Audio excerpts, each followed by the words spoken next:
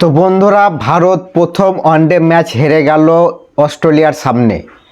বন্ধুরা, ভারত এই প্রথম যে ওয়ানডে ম্যাচটা সেটা হেরে গেছে।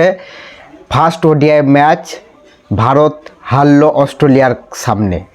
অস্ট্রেলিয়া এমন একটি টিম যেখানে ভারত কিন্তু খেলতে সমস্যা হয়, যেখানে পাঁচের গ্রাউন্ডে যেখানে বল সুইং করছিল তার মধ্যে ভারত একের পর এক উইকেট কিন্তু পড়ে, যার কারণে ভারত বেশি স্কোর করতে পারে না। তবে প্রথমে বুঝতে পারেনি যে 26 ওভারে খেলা হবে, প্রথমটা 50 ওভার হবে মনে করে কিন্তু ঠেকে ঠেকে খেলছিল, তারপরেও উইকেট পড়ছিল, ঠিক আছে।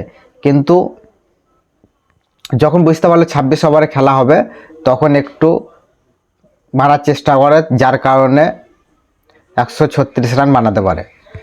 তো 136 রান কাফি ছিল না অস্ট্রেলিয়াকে হারানোর জন্য 26 ওভারে। তো অস্ট্রেলিয়া তাও প্রথমে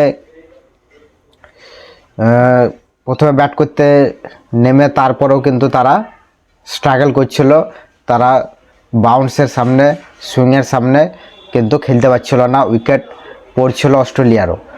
তো ভারত প্রথম ওয়ানডে ম্যাচ হেরে গেছে। খারাপ প্রদর্শন দেখা গেল রোহিত শর্মা, বিরাট কোহলি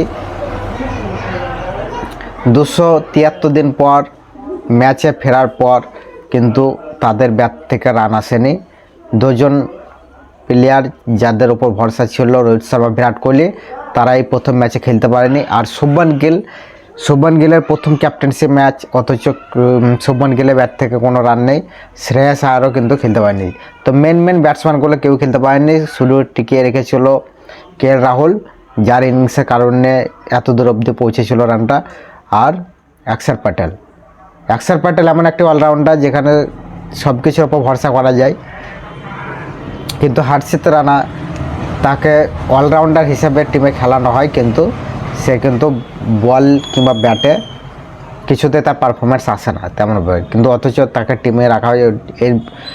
এই হর্ষিত রানার জন্য একটা আলাদা আমি ভিডিও আনবো যে কেন তাকে টিমে রাখা হচ্ছে 3টে ফরম্যাটে, T20, টেস্ট এবং ওয়ানডে ম্যাচে। তো যাই হোক, অস্ট্রেলিয়ার সামনে ভারত প্রথম ম্যাচটি হেরে গেছে। ভারতের প্রদর্শন একেবারে খারাপ ছিল, স্ট্রাগল করছিল অস্ট্রেলিয়ার সামনে। আর অস্ট্রেলিয়া প্রথম দিকে স্ট্রাগল করলেও কিন্তু ম্যাচটা সহজে জিতে যায় মিচেল মার্শ আর জস ফিলিপের দুর্দান্ত ইনিংসে।